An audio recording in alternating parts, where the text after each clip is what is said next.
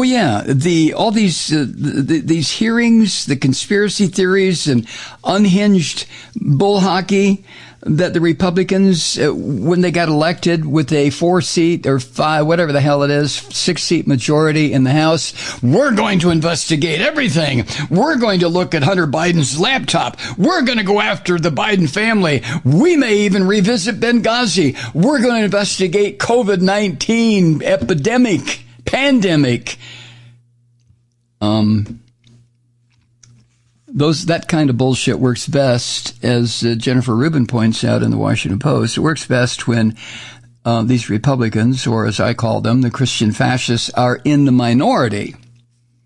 Because when they're in the minority and don't have to take any responsibility for what they're saying, they can toss out this bullshit and make their crazed attempts to connect it all with logic, of which is totally devoid, with little consequence, because they're the minority party. But now they have a 4-seat majority. Is it 4 seats? I really don't care.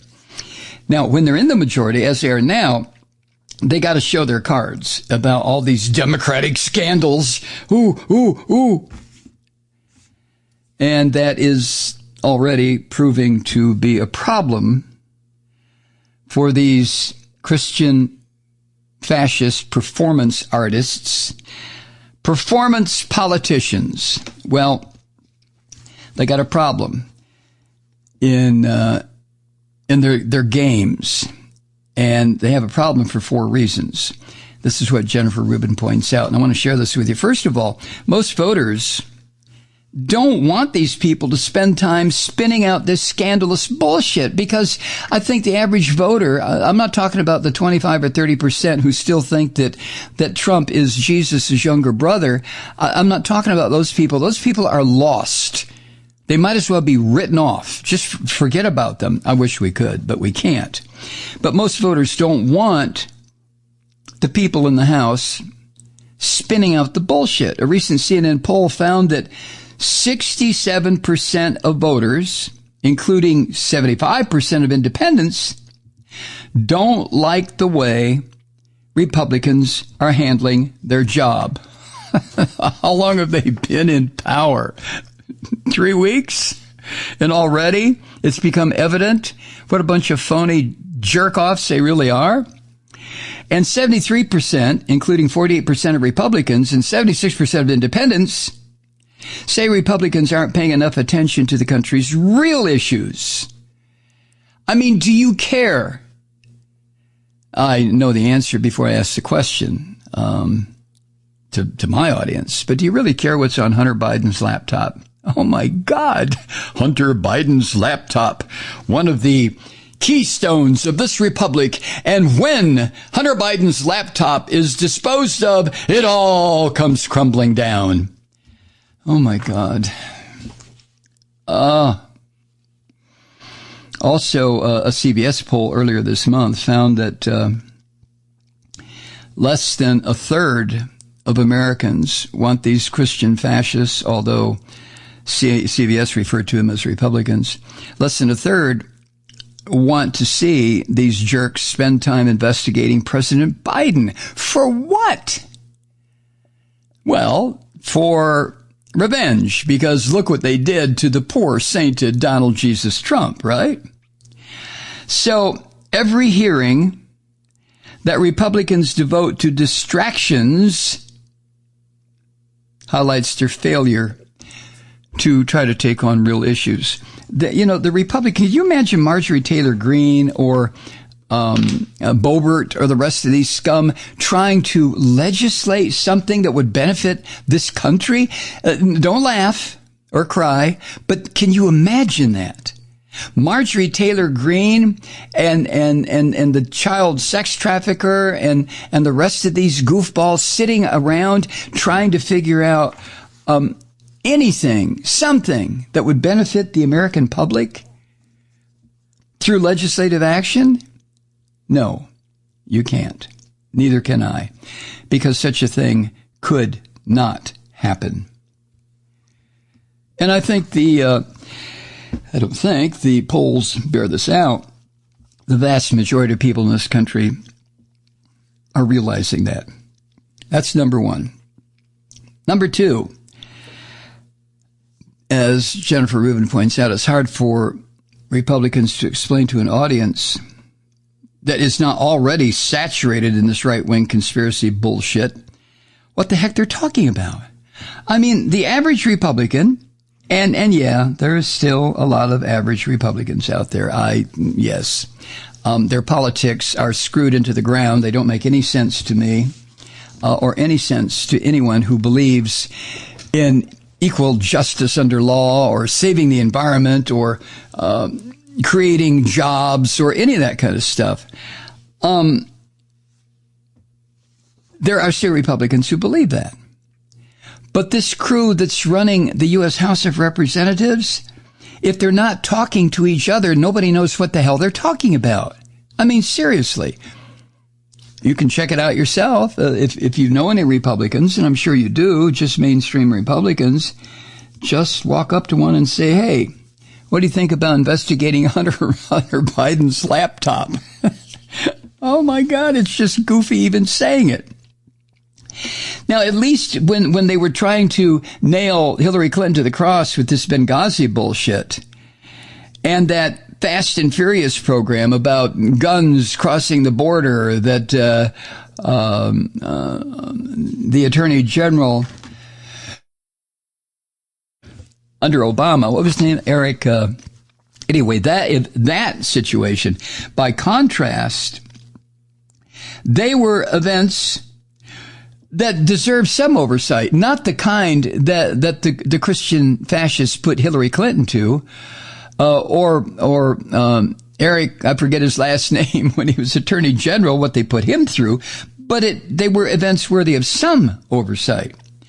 This cockamamie Hunter Biden laptop bullshit is a mix of craziness, and a former FBI special agent, a person named Asha Rangappa, explains why it's just bullshit craziness in a Substack website post. You can go there and read it if you like. The Substack.com, that's where Popular Information posts Judd Legum's website. It's very interesting, some of the things you'll find there. Anyway, in an actual hearing, in a real hearing, unlike an interview with a right-wing media host, like the sewer rats over at the Fox Sewer, if it's an actual hearing, one has to explain the alleged scandal in a way that's understandable to those who haven't spent hours soaking up the bullshit. If for people who are regular viewers of the fascist right-wing online or over-the-air or cable broadcasts in this country, they understand each other perfectly because they have been saturated in this crapola for 6, 8, 10 years. And in fact, probably for more like about 25 years, 30 years. But in an actual hearing, the scandal, allegedly, that these righteous Christian fascists are investigating has to be comprehensible and understandable to people who don't know what the hell they're talking about. And on these committees where the Republicans are going to try to do this crap, Democratic members will be able to channel what average voters are thinking. For example, they might come up with the question, what in the world are you talking about? I am half embarrassed to admit it, but I'm looking forward to some of these so-called hearings if they ever take place. I mean, I want to see this. I want to see the peeping Tom idiot Jim Jordan. Oh, God, do I want to see him make a total ass of himself. I want to see Marjorie Taylor Greene in all her glorious Q-bitch splendor do the same thing. Because these people, as pointed out by Jennifer Rubin and a lot of pundits, they're nothing more than actors. They're playing the part. They don't have the least clue about how to govern, how to legislate, how to formulate laws or bills that would help the American people, that is beyond them. Third, Republicans have a problem with evidence. In fact, you might say their problem is they don't have any.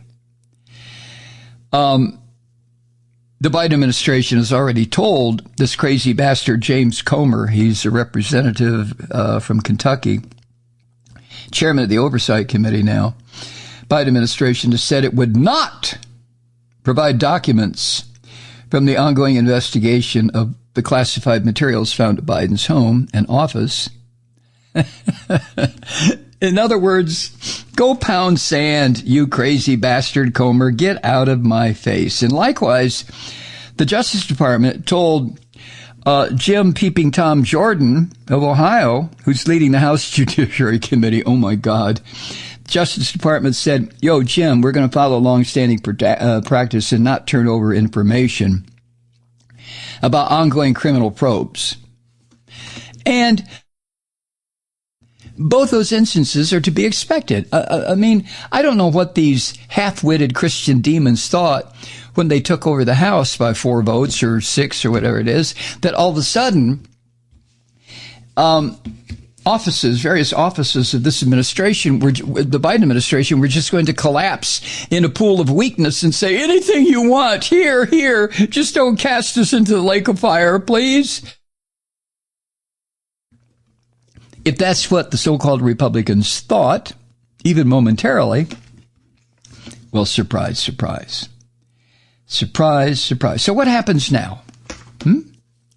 I can't wait until they start issuing subpoenas, these various committees, and the Democrats, the Biden administration officials who are subpoenaed, just raise the middle finger and say, here, read what I've got sticking up from my hand, and bye, I'm late for lunch. Hi, Truth Seekers. Mike Malloy here. You know, the Progressive Voices Network brings you commercial-free commentary from today's leading progressive radio hosts and pundits, like me, Mike Malloy, 24 hours a day. I'm not your typical old guy from the 80s or the 90s talk radio host, and Progressive Voices is not your typical talk radio network. It's a listener-supported nonprofit with no corporate control whatsoever over our broadcast. So hosts like me, Mike Malloy, are free to rant and scream and carry on about whatever we like. We're often controversial, but we're never boring. Weeknights, 9 p.m. in the East, 6 p.m. in the West on the Progressive Voices Network. Always progressive, always on. I'm Mike Malloy. Keep it lit.